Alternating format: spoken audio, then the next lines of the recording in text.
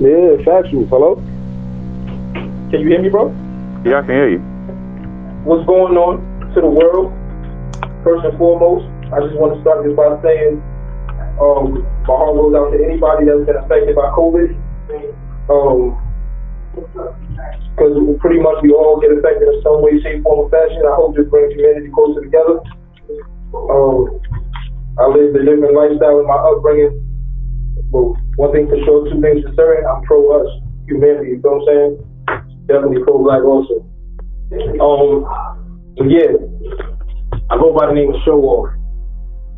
A lot of y'all will recognize the name through battle rap. Some people will recognize the name from my block, my neighborhood, other neighborhoods. Some people will recognize the name from when I was up north, incarcerated. For whatever reason you know the name, I appreciate you for remembering it. And keep speaking it.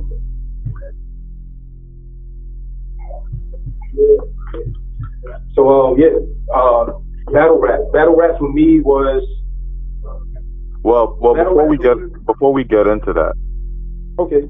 I want to ask you, because you mentioned a couple things. So I want to ask you about where you grew up. So tell us a little bit about where you grew up. What was the neighborhood? What was that like?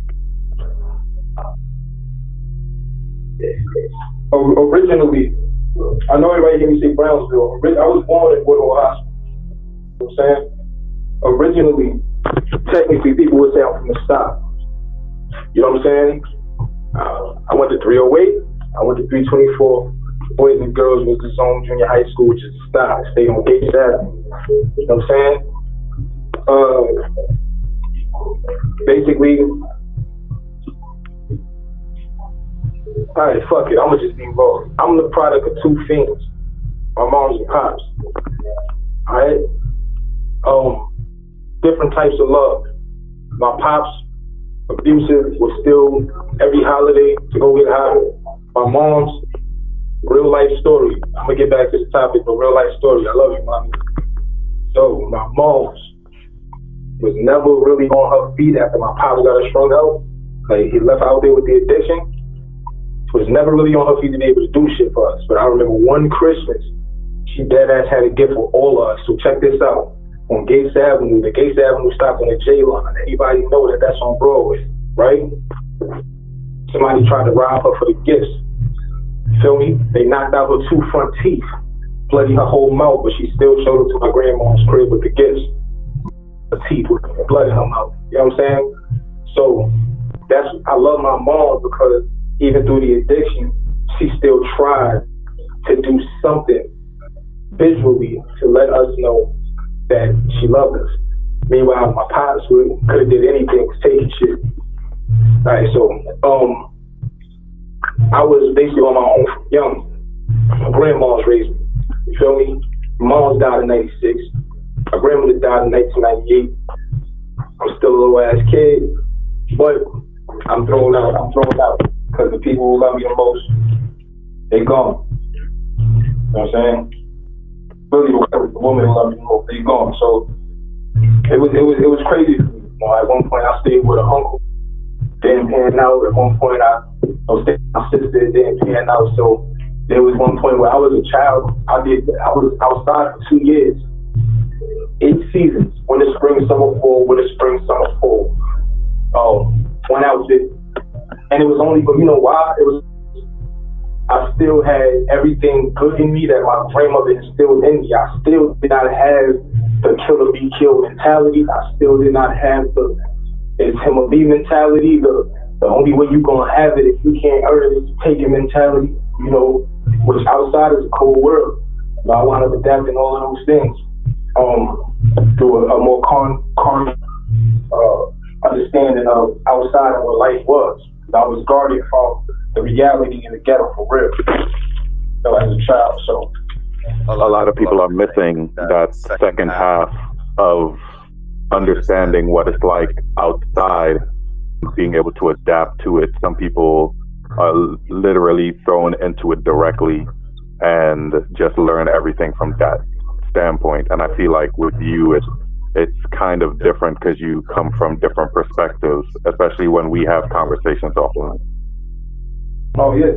Oh yeah. You know, see, that's the thing though. The only reason perspective makes it different is because the one thing that I kept that my grandmother always instilled in me was to be open-minded and to understand that at one point you knew nothing, so it's always going to be possible you're wrong.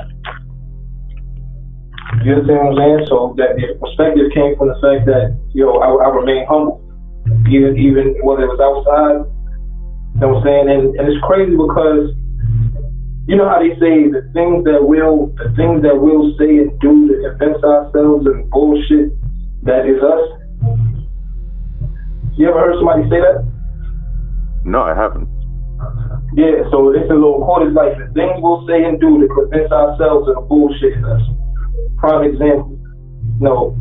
I was, even when I decided to take on a kill or be killed mentality, or say hypothetically I was out here catching jokes and shit, robberies or whatever, right?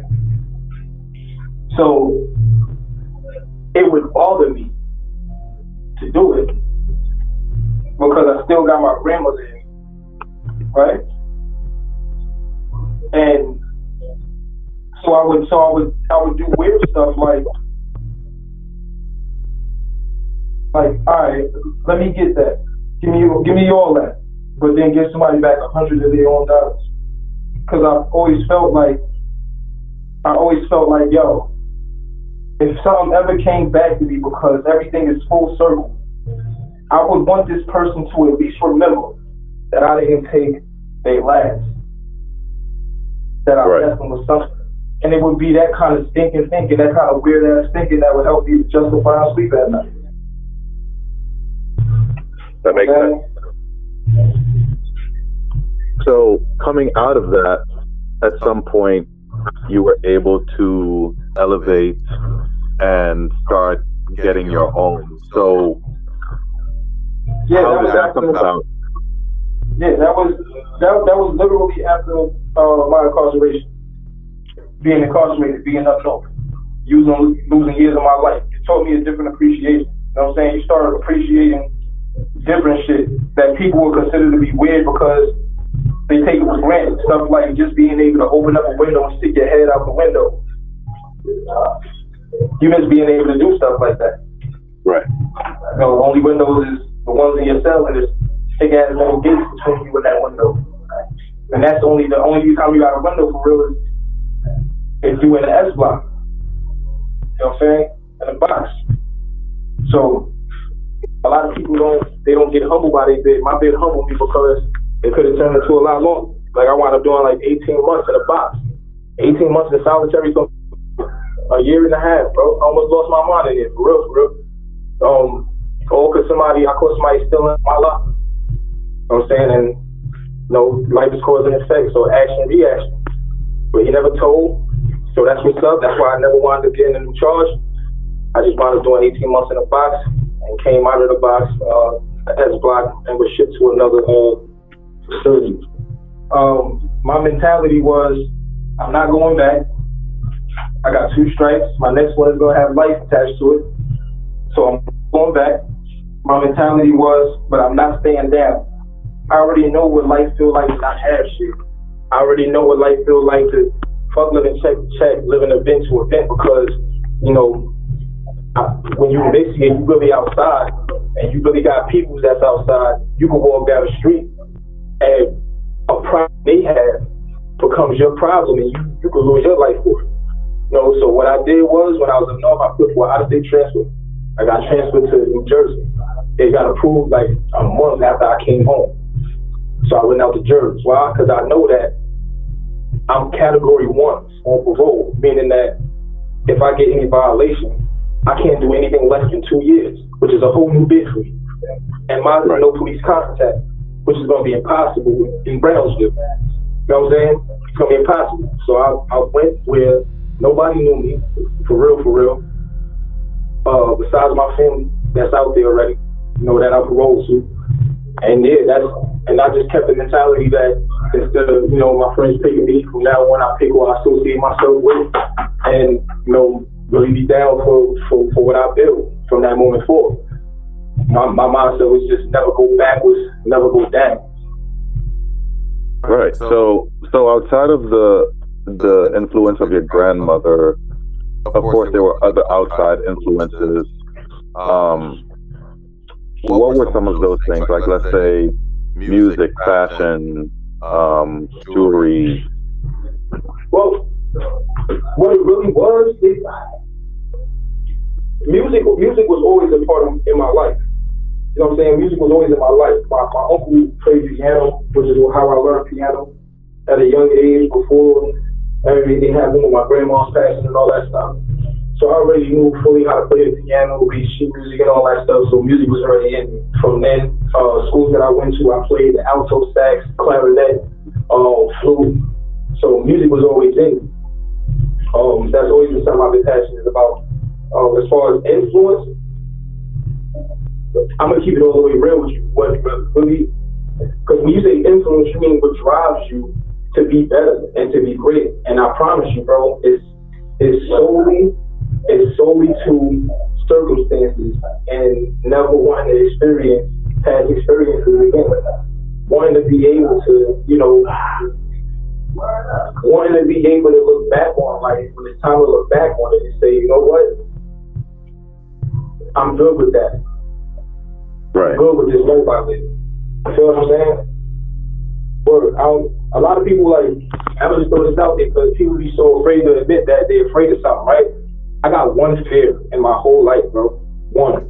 My only fear in life is that I don't live the kind of life where my name will survive the test of time. Because we all got aunts and uncles that we don't even know. They didn't live the kind of life. Stick out. You know what I'm saying? Real talk. So I just don't want to. I don't want to live the kind of life where, even if it's Uncle Jonathan, whether it's pops, whether it's brother, whether it's mentor, whether it's like whatever it is, I want my name to be able to surpass the test of time. Because in the end, that's what we got. Memory. One thing that we keep that's not tangible. Right. So within that line of questioning, what exactly would you describe your image as to someone looking from the outside in? Like the way you present yourself, the way you dress, all of those things. Like how do you describe that? Well, all honesty, I couldn't. I can't describe my image. You know me personally in life. You know for a fact, personality-wise, I have the kind of personality where any group setting I would ever be around, I will be comfortable and I would just fit. You know what I'm saying? The same way it is people that if you went to certain people and said, yo, on show, man, that's one of the coolest guys, the nicest guys, one of the most giving guys I've ever met in my life. If you said that to certain people walking this earth, they would never believe you. Just like there's guys who are described like, yo, that nigga is savage, bro. I remember. And there's people who would hear that and they would never believe that. Why? Because everybody doesn't deserve to know the great you. Fashion-wise, I was always able to switch it up. I'm tall, I'm dark-skinned, I got a good look to me, I look good in a suit, I can wear a suit. I'm also tall, dark-skinned, tats on my face, I can throw this fucking hoodie on. You know what I'm saying? And niggas know I'm outside. So my personality and my description would only be based on my initial interaction with another person's personality. If that makes sense. Definitely. So what would you say are some of the things that you gravitated to as far as vices were concerned? As far as vices? Yeah, like drugs, alcohol, pills, smoke. Marijuana, alcohol, definitely drink, but I drank. You gotta understand, I've never, not alcohol in the sense of, I'm mad, I'm stressed, I'm about to go drink. It was never that. You know what I'm saying? I'm the same man now that was a child when he took his first drink with his grandfather. That's still my drink of choice to this day, which is Jack Daniels. And it's crazy because it makes you wonder if in that moment the grandfather said, "I'll never drink in front of my grandson, more or less share a drink with him," would I have ever picked up a drink? Because it was in that moment I realized in my mind, all right, fuck that. I gotta be grown. I gotta be able to do what I want because I'm drinking with a generation over, a generation that's already grown. So I'll exclude that. But smoking bud definitely became a vice, you know, and just lashing out. I used to, no lie, and I used to play this game, which is fucked up now. I used to play this game in Brownsville with some of the bros just because I got frustrated, called knock that nigga out. We used to walk down the street, and when they pointed somebody out, you had to rock me. I was really walking down the street, knocking people out. No funny. And only because I was upset. And the thing was, I didn't even know what I was mad about. I was just mad all the time. Word up. Distance, I know we're doing a whole social distance thing right now, but distance allows you to get into yourself. You know, there's this thing called the law of 20. You know what I'm saying? I know you know about the law of 20, Raj, but I just want to say it, you know what I'm saying, on here, right? So basically the law of 20 is for every day that you live, every 24 hours, they say the average person needs 8 hours of rest for the other 16 hours to be the most productive, right? That's what the body needs to be fully functional, 100%, quote unquote, right? Which means that that's a 30-year day attributed to rest, which also further means that if you live to be a young age of 60, you slept for 20 years, because if you sleep a 30-year day, you sleep a 30-year life. So out of the 40 years that you were awake, how much time did you put into knowing who the fuck you really are? Or did you invest your time in other people gossip, bullshit, what they had going on, trying to be a part of what they was doing, rather than creating? You know what I'm saying? What exactly triggered you to start getting into writing raps and getting into the rap idea? That's easy. That was because of my first rap. My first rap saved my life. If I wasn't able to put that shit on paper, I don't know what I would have did.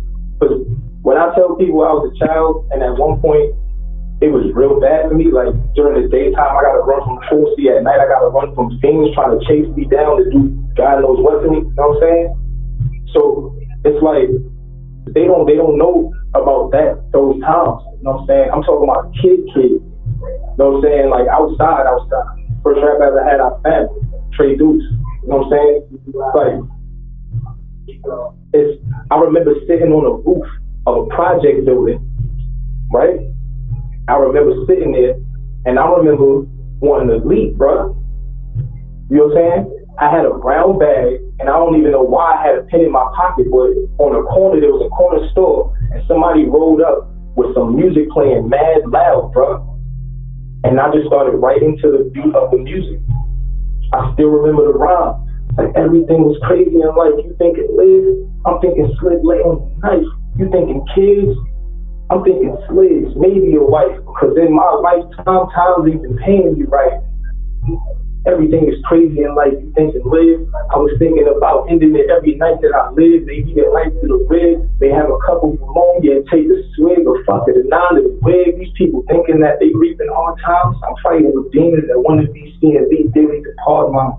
I'll never forget that. That's literally, it flows and sounds like I was writing already. That's the first rhyme I ever wrote in my fucking life, bro. And I promise you, after I was able to write it down on this brown bag, front and back, right? Inside, because the brown bag's square. You know what I'm saying? Word is born, bro. After writing this shit down, I got off the roof, went downstairs, and I went to the store, and I bought something from the store, bro. Word up. That's amazing. So individual who was playing music out of his vehicle pretty much changed your entire path in life. He saved my life. He saved my life. And don't even know it. Could have decided to just go to the store. It could have been on his phone or whatever. You know what I'm saying? Because anything could have happened. He could have caught a red light. He could have caught extra green lights. Right. Been there and gone already. So it's like everything for a reason, bro. So what was the process outside of you just coming to you? What is your process for writing? For writing? Because in that scenario, you just wrote it. It rhymed. Like you clearly were already listening to music at that time. So what made it come so easily? Like what was the process, and what's your process been since that time? It's the same shit, bro. You see me right. It's the same, bro. It's the same thing. I'll sit there, and whatever come to my head is what I write down. That's why when I write, you'll notice that there's no scratches on my paper. I keep what I write. Even in the battle, niggas be like, nah, bro, you gotta do that different. You know what I'm saying? And I'll be like, all right, so I gotta change that up. All right, I'll change that part up. But for the most part, bro, I just be right. Because I know that a line that may seem wild, mediocre, it's never about what's being said, bro. It's about the cadence and the emotion attached to what's being said. That's what people feel more than they hear. Besides whatever one line everybody kept quoting, so they remember it. But they gonna remember the feeling. They know when they go on them blogs afterwards and say, yo, I feel this, my body this nigga. They saying they feel that the nigga body this nigga. But that's the nigga who emotionally got them invested. This is true. So, do you typically write on paper, on a phone, tablet, in your head? I know we all do all versions of this, but what's your go-to? My go-to is the phone. I'm gonna keep it all the way real. And that's only because I move around a lot throughout the day. This is the most I've been able to sit still, and I'm still not sitting still. This is the most I've been able to sit still in a long time. Or this long. I'm always on the move. Doing something. Going somewhere. Busting a move. Always. Because life don't stop. Why should you?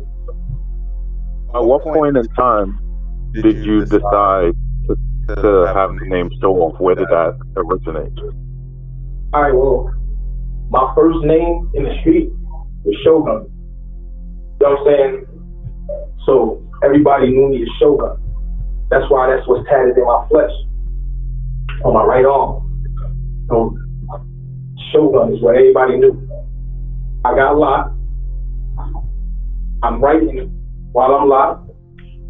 So you try to figure out your hustles, because it wasn't like I had a bunch of people, holding me down on the bed. I basically did my bed over. You know what I'm saying? Trying to like my whole lieutenant. You feel me?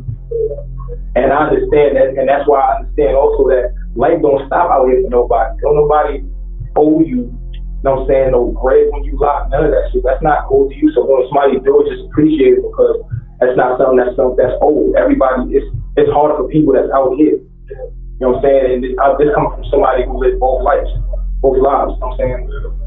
It's harder for the people out here because they still got bills, they still got all that. You need 3 meals, you got a guaranteed roof over your head. If anything happens and you need medical, it's all covered. So the only thing you really need bread for is if you want to smoke some bud. You know what I'm saying? Or nonsense. They don't even really need money in the career. You know what I'm saying? But one of my hustles was, since I was a writer, I would write poems for niggas to send to their family. You dig me? And I could draw. So I said, you know what? I was the nigga drawing the Mickey Mouse fucking cards. That's another hustle I had up there. Then it was like, fuck it. I know how to sing too. Mother's Day come around, I sing a song to niggas' moms over the phone. And they paying me. You dig what I'm saying? They paying me. Like, these my hustles. That's why even in battle rap, I never gave 2 fucks about somebody saying, oh, he sings. You fucking right, I sing. The objective in life is to find out what you're good at, what you're great at, and exploit your talent before the world exploits you. I don't know what people think when they say that all you're doing is promoting. I appreciate it. Thank you. You know what I'm saying? So, but yeah, As far as artists are concerned, who would you say is an artist that you gravitate to? Like, who's not necessarily your favorite artist, or if that's what it is, but what types of artists do you typically gravitate to? Like, what was the soundtrack of your life throughout all of this? Well, it depends, because every artist has their era. Like, if you ask me about right now, who I listen to right now, who inspires me right now to write and do music, who I feel when I hear these joints, you know what I'm saying? It's gonna sound biased, but it's definitely gonna be your music. I'm not saying that because we doing this. It's real. I've told you that, and I'm saying I made that shit to my core. Murder. They music, because I know they talking about last week. It's all real. You can feel it. You know what I'm saying? And a nigga named Mozzie, I fuck with his music heavy right now.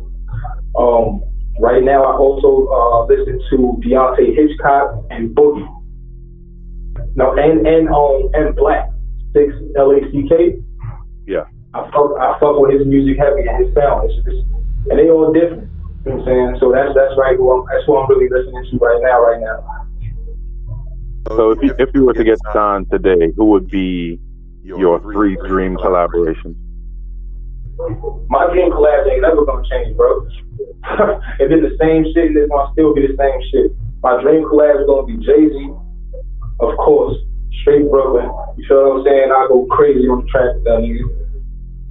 Because I definitely will try to outshine that nigga. You feel me? You know, I know word is born. That's serious. So Jay-Z, it would definitely be Fab. I know it's gonna seem Brooklyn biased, but don't worry, it can't seem Brooklyn biased because the last nigga, a nigga not even from fucking Brooklyn.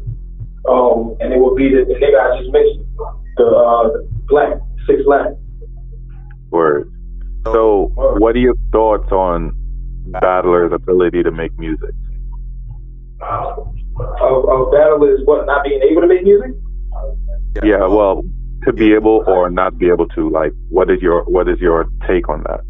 I mean, well, honestly, regardless of what people know me for the most, I've never considered myself a battle rapper. Never, because I was doing music well before. I got music videos way older than any battle rap I got online. Battle rap is what got me the most known online. I'm appreciative of that, but as far as artistry is concerned, I always made dope music. You know what I'm saying? I always made dope music, whether it was R&B, whether it was rap. I always made dope music. So, I think that there's a stigma there, but the stigma isn't because it's factual. The stigma is out of who they chose to give the opportunities to. And it wasn't wrong because they gave the opportunities to the people that put themselves out there and grind hard enough to be in people's face to get the shot. You know what I'm saying? You can't be mad. That's like when people say, yo, such and such is trash on the radio. Bro, why he on the radio is because he outworked you. He outgrind you. That's why he's on the radio. Right. Because he put himself around things that you didn't put yourself around. He made connections that you didn't make. It could have easily been you, but you didn't go there. He did. You know what I'm saying? So when people say battle rappers can't make music or this battle rapper can't make music, it's like the census is based on who got the shot and opportunity. Because there's plenty of battle rappers that make some of the best music you can hear. This is true. So, how did you end up, and I think you mentioned this, but how did you end up in your first battle? Yeah, my first battle was an accident. So basically, the Cold Blitz battled on We Go Hard. It's my brother. And I'm fresh home, for real. Like, I'm not fresh, like, I came on 09. My first battle was what, 2012? I think it was 2011 or 2012. It was one of them. I can't remember right now, but I was just going there to support him because he was on battle. So I get there, and he like, yo, Show, you should battle one of these things. You know what I'm saying? Matter of fact, I think he was saying that before we even left the crib. And I was bullshitting around like, yo, yeah, I battled somebody, I spit this. Because at the end of the day, I never wrote battle rap before. I got verses that could go on tracks. like mixtape shit. You know what I'm saying? But I don't write no fucking battle raps and shit. You dig what I'm saying? Right. Even up north, when I used to shut the yard down, rapping and shit, and it was battles like verse for verse. Not getting at nobody. You know what I'm saying? Like verse for verse, whoever ran out of rounds first lost type shit. So I went there. So it's a nigga walking around, he talking wild cocky, like, yo, it's a body. So he keeps saying, what? Nobody fuck with me. Who gonna get in front of me? Oh, him, it's a body. It's a body, right? And I'm like, yo, this a funny looking little nigga. Like, he's funny as hell. But I fuck with his energy though, right? So my mind, once I got in there, because the event was in the basement of the project in Brownsville, you feel me? Across the street from Popeyes and shit. So I'm like, they got Norms out there, Charlie Clips out there, you know what I'm saying? People that I recognize from the internet shit. But so I go, I'm chilling. Now, God bless the dead, Spaz Uno, no, that's the bro. He down there, right? But he in there turned up, he drunk as shit, and he wild. This nigga is one way in, one way out. I got my mind on Spaz because he love me. But he don't love everybody. You know what I'm saying? And he'll just start shooting at his bitch. You know what I'm saying? And just feel bad if you hit a nigga you love. So I'm more focused on my surroundings and shit. And out of the way I hear niggas saying, yo, Showoff versus Brooklyn Carter next. So now I'm like, what? Now I want to battle because I feel like somebody here got my fucking name and I'm the only nigga who could have my name, right? Right. The whole time, this nigga went and signed me up for this shit. They was talking about me anyway, bruh. Word. They was talking about me anyway. So I wound up doing a battle. Now at the time, like I said, I got a music video out, but it can't get past 3,500 views. And it got me pissed off, right? Been up for about a minute. Can't get past 3,500 views. I do this battle with Brooklyn Carter. He was the one walking around. It's a body. You remember? Oh. And then, yeah, I did the battle. I did my thing. Everybody was going crazy. And yeah, bro, that shit dropped. That shit had like 16,000 views in like 9 hours. I was like, holy shit. After that, I said, fuck it, I'm gonna just do this to get the internet buzzed up and then transfer it over to the music. You know. So what adjustments did you have to make? Because we all know writing songs and writing battles are like two different things. So yeah, what adjustments did you have to make? I had to learn everything, only because in all my songs, if it was rap, my shit was talking about jail, my shit was talking about street. You understand what I'm saying? Period. That was it. I ain't have no raps about no females, none of that shit. My shit was about outside. You dig what I'm saying? So I didn't know what a line was, what a scheme was. Even certain attributes that I was using in my rhymes, I was just rhyming. Like I said, I was just writing. So I never took the time to learn what these things were. So it came to my understanding that, certain attributes in battle rap, I was already using naturally. Two of the biggest attributes in battle rap, because I've always been a passionate person when I deliver whatever I write, because I believe in what I write. So when I deliver that shit, niggas feel that shit. With delivery and it was performance or presence, whatever you want to call it. I already had those attributes right there, period. My confidence was always up because, nigga, I don't give a fuck what you niggas believe. I believe you, nigga. And once you got that part in you, as a man, it's just gonna come off different. That's a fact.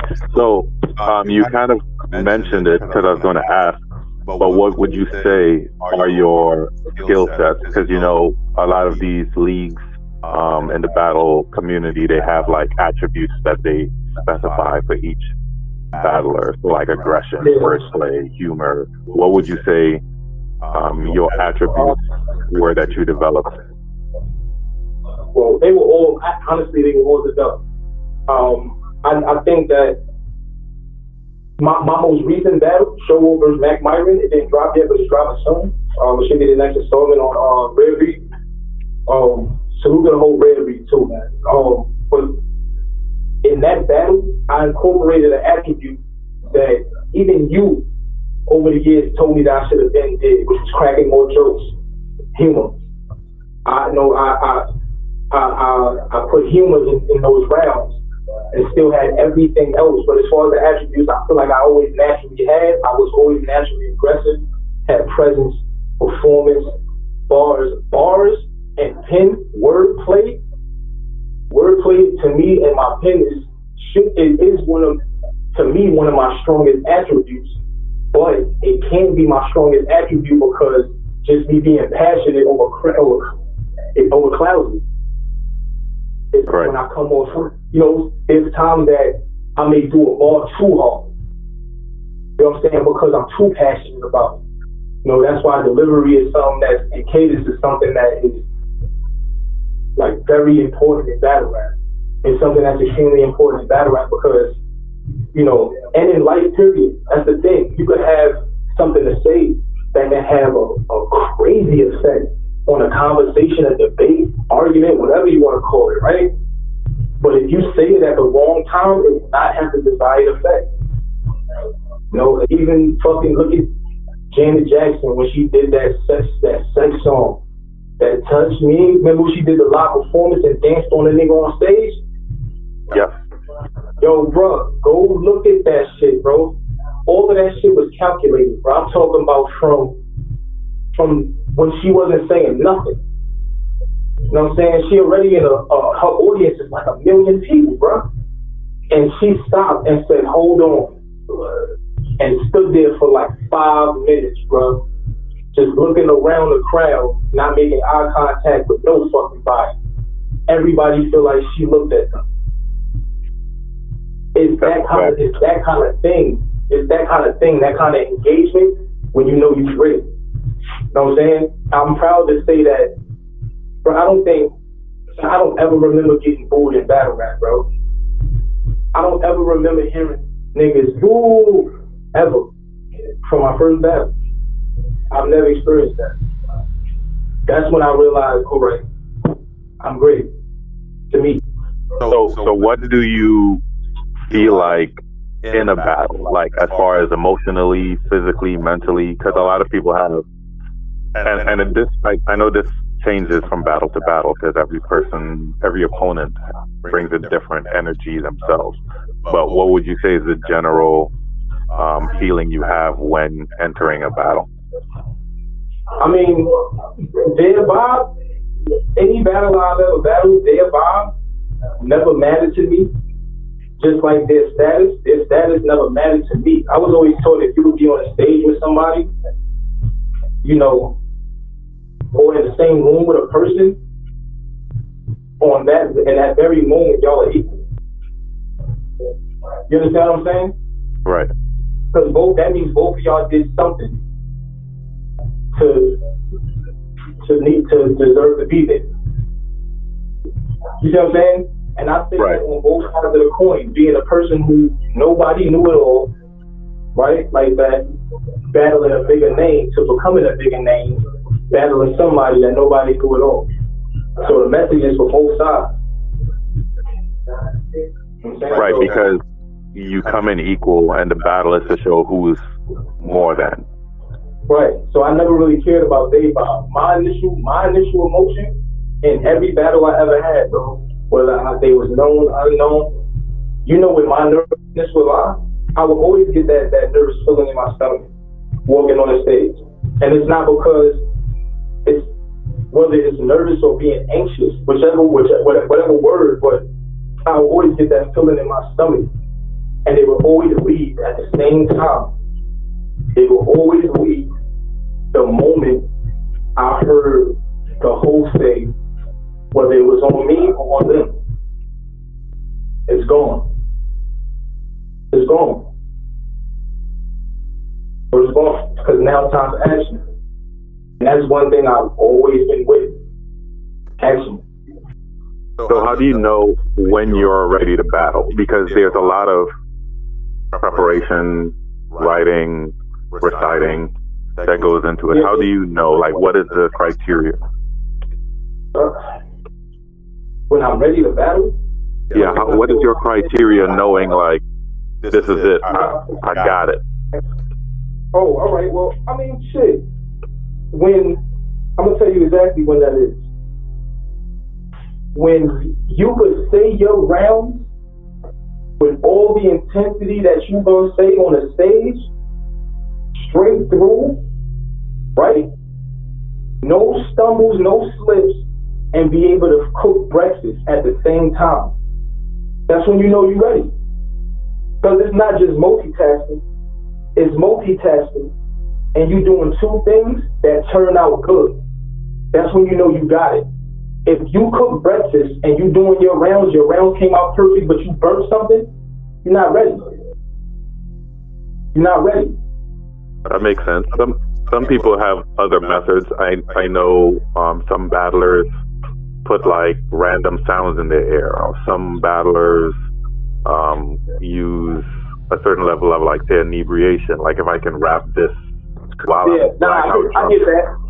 I get that. You know, the only reason that I choose making breakfast though, bro, is because when you're on the stage, anything is liable to happen that could throw you off. Not just a random sound. It could be something in the crowd, an action. It could be anything to throw you off. That's why I need to be multitasking, completing two things at once. It gotta be that, or I know I'm not ready. It's not there yet. That means I gotta lock in. I gotta do that shit 100 more times. You know what I'm saying? And then I gotta go at it again. Whatever morning after the 100th time, I gotta make some breakfast.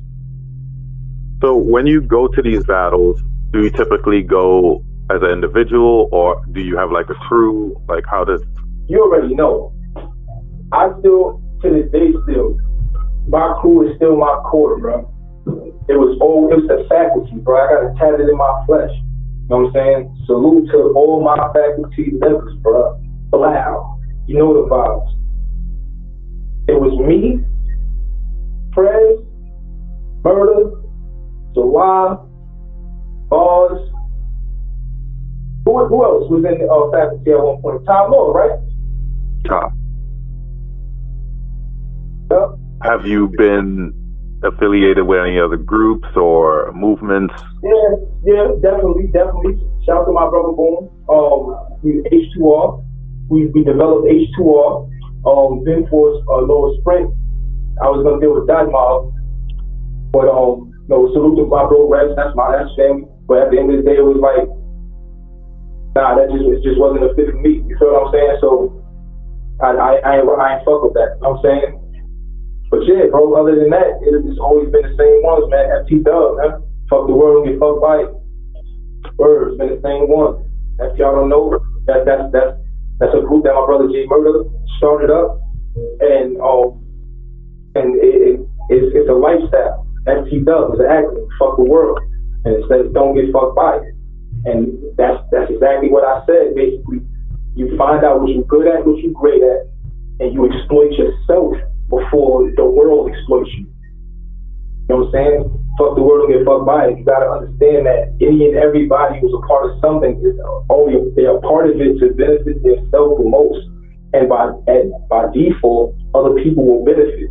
But understand that their primary concern is their benefit first and foremost, their self-preservation. So right. Understand that. So what would you say are the pros and cons of being in a crew or a movement or a gang or whatever the case? I mean, I don't really, with all honesty, if anybody mind on something, I don't see no real cons.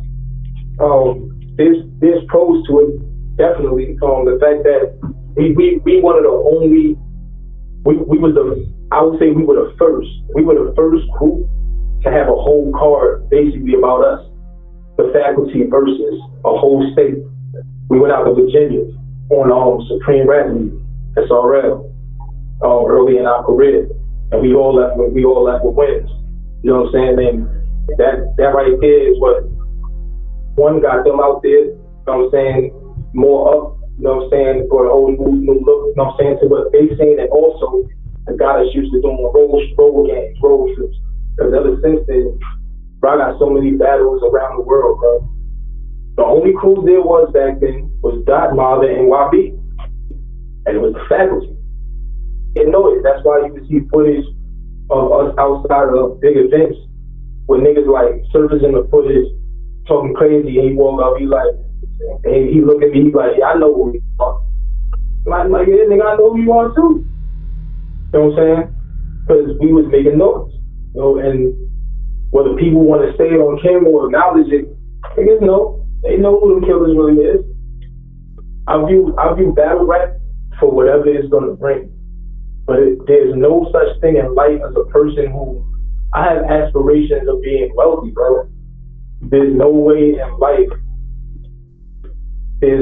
somebody's gonna get wealthy off this. So I look at this as for whatever it's gonna bring. Because there's people who from battle rap have gone into acting. There's people, it's a window and an opening. You know, if you're viewing it, your buzz is large enough to be able to venture off into things that can become a career. You know what I'm saying? Right. I always look at battle rap as a stepping stone to somewhere else. And all of the bigger names have proved that that's exactly what it is, because the biggest clout they receive is not from battle rap anymore. It's from what came from battle rap. Look at Hitman, Wild 'N Out, Charlie Clips. You know what I'm saying? It's like, cause see, like these dudes is on national television. Even Matt Hoffman, he was just on the news. You know what I'm saying? Getting praised for what he got going on. I think he worked with something about one of them networks. That's fire. It's inspirational. Definitely. So what would you change about the way the culture is run currently, like as far as elevating, going to that next level of career or whatever the case? What would you change about the way leagues or events operate, in your opinion? In my opinion, it would be incorporated. It would be something where the battlers are legit employees. You know what I'm saying? In a totally different fashion. I was just having a conversation with my wife the other day, because we were talking about investments, things like things of that nature, the kind of things that we talk about, and she was like, because I was expressing, she asked me, she said, why did you use no contract killer? What is that about? You know? And I told her it was because in battle rap, there was a time that there were no contracts. People started getting contracted because you had people doing weird stuff like no showing and taking deposits, right? And me personally, I've always been a man of respect. So my thing was, I don't have to put my name on a sheet of paper for you to know I'm gonna keep my word. I'm gonna build that kind of rapport with you, or we're not gonna do business. Because I need for the people that I do business with to know that my word is bond, right? Right. That we were speaking, and she said, all right, if that's the case, I understand that being your reason, but on a business standpoint, you're not contracted by the companies, but you're getting paid. You know, the companies, if they're legit companies, they're filing taxes. They're filing taxes on behalf of paying you as an artist. So if they're doing that, then you not filing taxes on the money you made on battle rap, they come to you. See what I'm saying?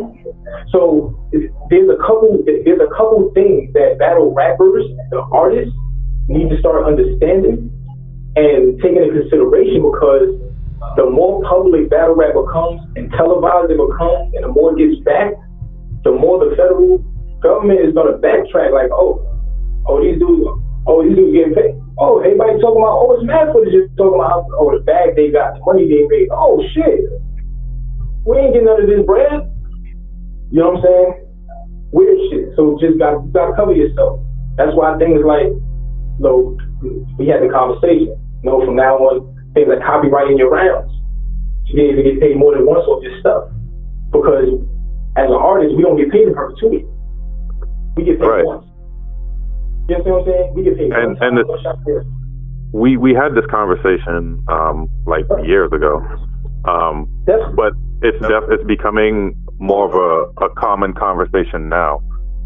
especially in the era of streaming. So, what would you say about the future of like the whole streaming scene? Because the battle scene has gone into the space of like the URL app and some leagues having like paid content. I know King of the Dot had a whole site initially that before Smack and everyone were doing pay-per-views, they were selling content before most people. So what's your thought process on that?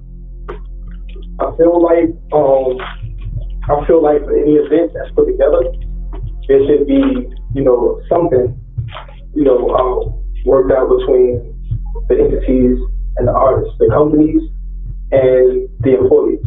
Like there is in any industry. You know what I'm saying? A percentage of something can go toward those that are directly affiliated with the card. No one else, just those directly affiliated with the card, whatever their role may be. But I mean, the reason that it hasn't been like that is because this is not like you have a president of General Motors. You have a CEO, COO, CFO. This is not that. We say based on fan and popularity, URL is the largest league, right? And Smack, godfather of battle rap, right? But there's no one who owns battle rap, which is why there are hundreds of leagues. There is no board members. You know what I'm saying? There's no corporate structure for this form of entertainment. That's what separates us from the music industry. The music industry is incorporated. They are owners for these companies. They are board members, and there are people who run that entire genre of music, the entire music world. Well, I do believe, and not to get into this is more of like a conversational piece, but I do believe URL is now in the space of being an incorporated entity. I think they've been formulated for a while, but I think in order for them to interact with caffeine, they would have had to been incorporated for them to execute that project. Right, but that's the thing though. I'm talking about I don't mean just the company itself being incorporated. I'm talking about it being worked out where the employees, the artists, are incorporated also. Understood.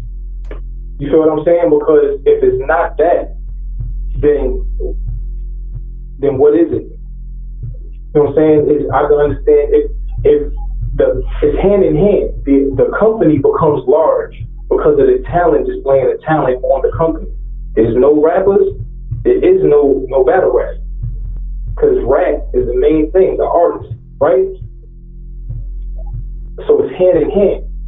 When the company gets large enough to become popular, the one thing they do that the artist doesn't do is they seek out and put light on something new.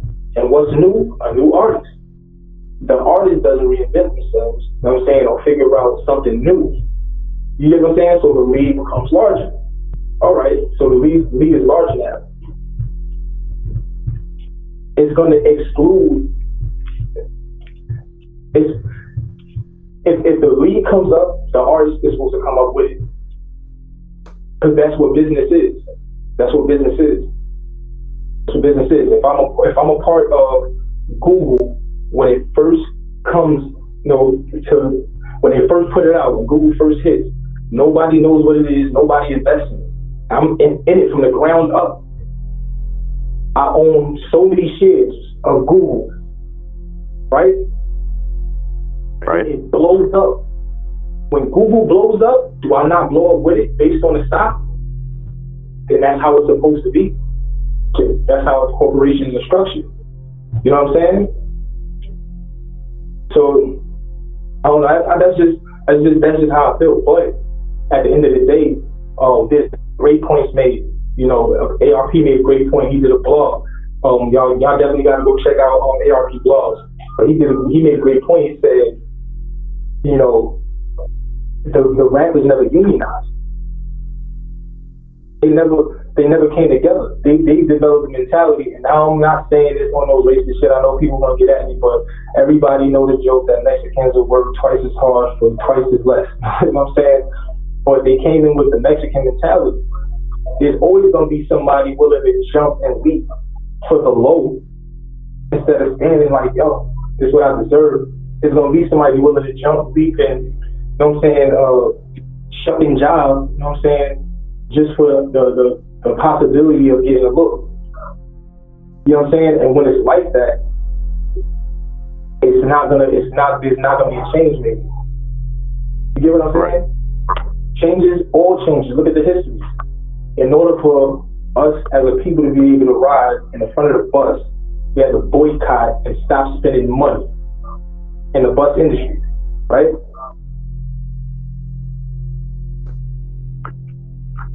Right. Well, the last event that occurred that was similar to this was the strike situation, which was capitalized on by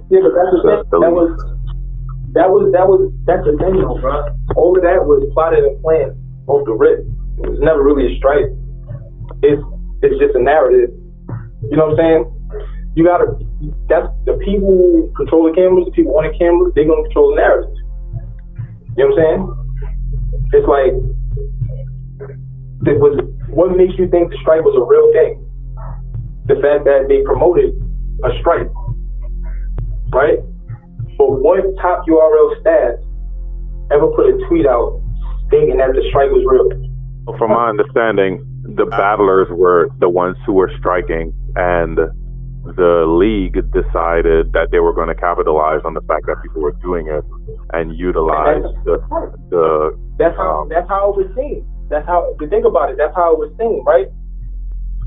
But what if behind the scenes, all of the battlers that put out footage and gassed it up was paid money to do that, just for them to be able to put a card together and put hype up under it, and they made more on the event than they possibly pushed out to the battlers. So they still won. The house always wins. You know what I'm saying? Unless because you don't know. That's what I'm saying. You don't know. I don't even know if that's the case. I understand business, and I understand marketing and advertising, and I understand the internet and how fast bad news or drama travels. That's why do you think in battle rap they force fake grudge matches? These niggas be on stage, looking like they ready to pop. And directly after the event, these niggas gonna pop a bottle together. It's for the same thing. No, it's for the same thing. It's marketing. It's marketing. I fuck with it. It's because it's marketing. That's what marketing is. They do the same thing with movies. They put a movie out. They send you the trailers out. It's gonna show you the most lit parts of the trailer of the movie, right? So you in the door. How many battles have you had? Bro, I'm gonna keep it real with you. I can't even lie to you. Like, I actually know how many battles I have. Oh, jeez, bro. I have zero clue. I know I have well over 40 battles. I know that. So we say 40 plus battles.